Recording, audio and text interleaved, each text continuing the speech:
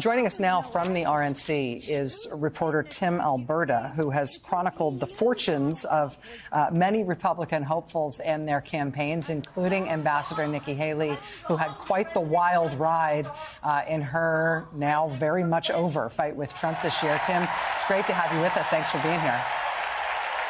Hey, thanks for having me, Rachel. So Nikki Haley, in her relationship with Trump, it's like watching one of those paddle games where the ball is attached by an elastic string and it keeps coming back and coming in for another whack. Was there any doubt that she would be giving this speech if she were asked to, that she would be giving a full and unequivocal endorsement at the end of her journey with Trump, including the way she ran against him this year? No, not in my mind. And I'll tell you why. Because one of the just vivid memories of the last few years for me was sitting with Nikki Haley in her country club in South Carolina in the days after January 6th. I'd spent a lot of time with her over the previous couple of months for a profile that I was writing in Politico magazine.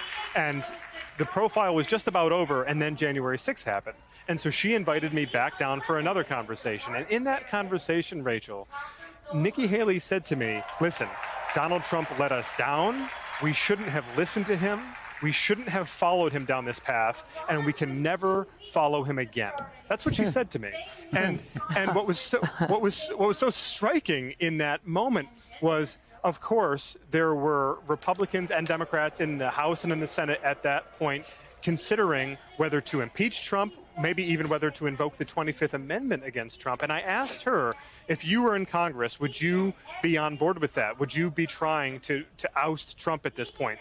And she told me, oh, well, that doesn't matter because he's already dead politically. He can never come back from this. He's sunken too far. The damage is done. So there's no need to do any of that because his career, as we've known it, is over. And here we are today.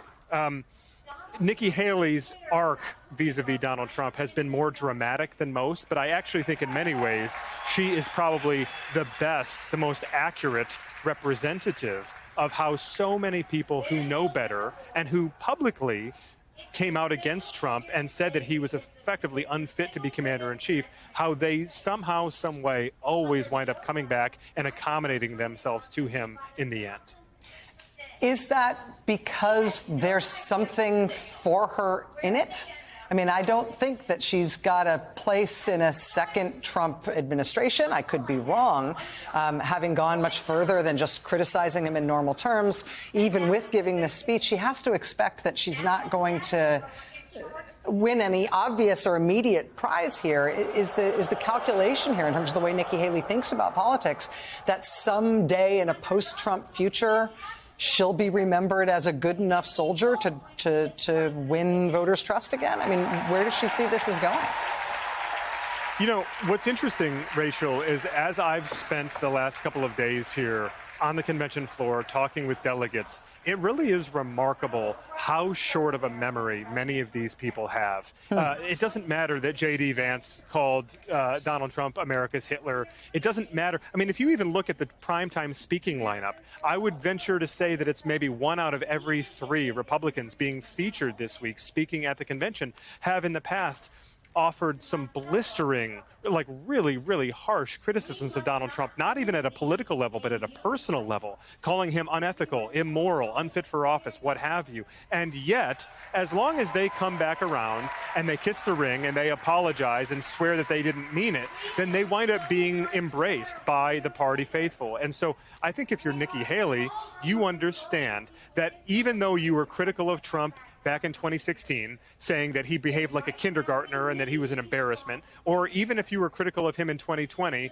saying that he'd fallen so far and that we should never follow him again, you recognize that in politics, especially in Trump-era Republican politics, people have a really short memory, and they're ultimately willing to forgive and forget and move on as long as you sort of debase yourself and ultimately bend the knee to him when it really counts most. And Tim, when you do these kinds of sort of longitudinal profiles, when you spend time with a person like Nikki Haley for the type of journalism that you've been doing for Politico magazine and elsewhere, Do you feel like you're seeing the cost of that debasement? I mean, it is a feature. It is a regular feature. It's not an accidental or coincidental or incidental thing that happens with Trump, that he regularly demands debasement. He regularly demands not just that Mexico is going to get a wall on its border, but that they're going to pay for it. There's this insult, this groveling that he demands and that he regularly gets from everybody else in Republican politics who has sort of fallen behind as he's taken over that party in its entirety. Do you see what that costs them as people, just as human beings? Rachel, one of my favorite verses in Scripture is Mark 8:36, which says, "What should it profit a man to gain the whole world yet forfeit his soul?" And to the question you're asking, what we have seen in so many cases, Nikki Haley among others, is truly nothing short of a forfeiting of one's soul in order to gain this sort of temporary affections of Donald Trump, of his inner circle, of the party base, what have you. But yes, there is a real and profound and cascading damage that is done to these people. Nikki Haley, as an example, I can tell you that in reporting my profile of her, I spoke with dozens and dozens of people who had been friends, confidants, allies of hers over the years. And most of those people are no longer even in contact with Nikki Haley. They feel entirely estranged from her, in part because they feel as though she lied to them and that she effectively conned them into believing that she had a set of principles that were ironclad, that came from a deep place of conviction. And she jettisoned them at the first opportunity to gain some sort of entree into the world of Donald Trump. And that is the story of so many Republicans in the Trump era. And frankly, it's a bit heartbreaking at a certain level, because when you talk with some of these people on the other side, when you talk to people who have sort of sustained this damage to their family relationships, to their professional careers, to their reputation, to their integrity, when you talk to them on the other side of it, what they will tell you time and time again is it was not worth it. And I think that obviously that realization hits some people sooner than others. Tim Alberta, Atlantic staff writer, thank you so much for joining us tonight. Your thoughtful journalism on this and aggressive journalism on this has really helped our own understanding of it, but it's been really invaluable to have you here tonight, Tim. Thank you so much. You're welcome. Thank you. You saw Nikki Haley just leave the stage moments ago, leaving to a rousing ovation, a sort of straight-up ovation, very much in contrast to the mix of booing and cheering that greeted her arrival on the stage.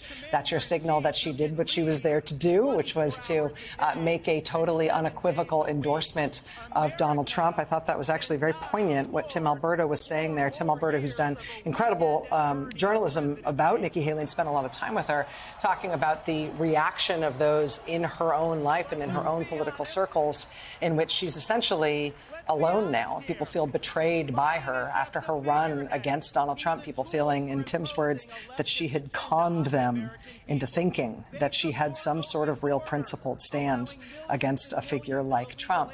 It's also interesting, you see Ron DeSantis on the stage right now. Ron DeSantis and Nikki Haley, essentially equivalent figures in Republican politics right now, despite the very different approaches each of them took toward running against Trump in 2024. Haley did go right at Trump. Ron DeSantis never did. But it doesn't matter. They're both destroyed by Trump in the primary, undermined, had not only their supporters, but their donors attacked by Trump, and are now both reduced to a sort of twin speaking role engagement that doesn't reflect anything, any credit at all for the slack that Ron DeSantis cut Donald Trump for some of the primary that Nikki Haley did not. You all end up at the same bottom of the same barrel. Nicole Wallace has been watching along with us. Nicole, obviously that's some news from the dais tonight, from the stage. Nikki Haley saying that she has a strong endorsement tonight to offer of Donald Trump, and then spent the rest of her speech trying to talk people who didn't support Donald Trump initially into why they should change like she has. What do you make of it? Well, I'm still so, I mean, Tim Alberta speaks in poetry of his own. He's so unique and he's so distinct. And I think he distilled the conversation you were all having at the top of the hour, the why, right? And it's the abandoning of all their souls that is still in year 9 of covering the Trump story disorienting, right? And we watched Chris Christie do it. We watched Marco Rubio do it. We watched Ted Cruz do it under the most brutally, I mean, one was called fat, one's wife was called ugly, and the other was, you know, the implication was that small hands meant small something else, and they all rolled over. And to see that that phenomenon is ongoing on year 9 of the Trump story is remarkable. Trump doesn't care about any of them. He was today engaged in a Twitter war because what President Joe Biden is considering doing with the Supreme Court rattles him. He got on social media and he sent out a post trash talking that idea. He doesn't really have his mind or his gut with anyone in the room. His mind is on winning. And Tim Alberta's extraordinary piece of journalism before his reporting this week was about the sort of, I don't even want to call them brain trust, but the strategic nerve center of the Trump campaign.